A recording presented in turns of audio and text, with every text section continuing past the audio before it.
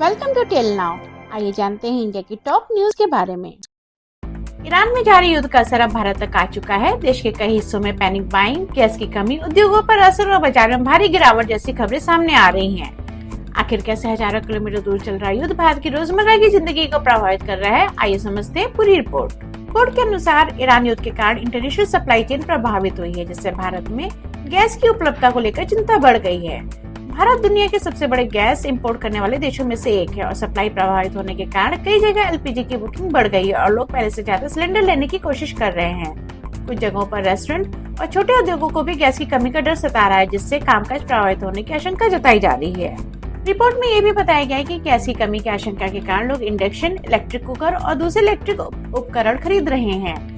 दुकानों में अचानक मांग बढ़ने से कई जगह स्टॉक खत्म होने की स्थिति बन गई है। सरकार ने लोगों से अपील की है कि घबराहट में खरीदारी न करें, क्योंकि सप्लाई को बनाए रखने का प्रयास जारी है।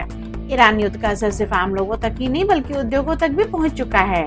रिपोर्ट्स के अकॉर्डिंग एलएनजी और गैस सप्लाई प्रभावित होने से छोटे स्टील प्लांट, फैक्ट्री और कई उद्योगों को उत्पादन कम करना पड़ सकता है। कुछ कंपनियों ने चेतावनी दी है कि अगर सप्लाई जल्दी सामान्य नहीं हुई तो उत्पादन बंद भी करना पड़ सकता है। मिडिल ईस्ट में तनाव बढ़ने से कच्चे तेल की कीमतों में उछाल आया है, जिसका सीधा असर भारत की अर्थव्यवस्था पर पड़ रहा है। शेयर बाजार में भारी गिरावट देखी गई और इन्वेस्टर्स के लाखों करोड़ रुपए डूब गए। विशेषज्ञों का कहना है कि अगर युद्ध लंबा चला तो पेट्रोल, डीजल, गैस और रोजमर्रा की चीजें महंगी हो सकती हैं। सरकार हालात पर नजर रखी हुई है और सप्लाई को बनाए रखने के लिए वैकल्पिक तेल और गैस सोर्स तलाशे जा रहे हैं। कुछ रिपोर्ट्स के अनुसार भारत ने एक्स्ट्रा कच्चा तेल खरीदने और सप्लाई को सुरक्षित रखने के कदम भी उठाए हैं।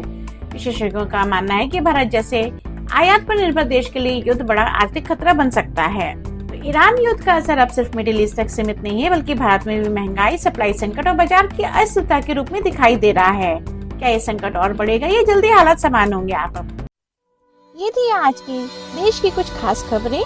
वीडियो पसंद आए तो आप इसको लाइक और सब्सक्राइब करना मत भूलिए। मिलते हैं नेक्स्ट अपडेट में। Thank you for watching till now.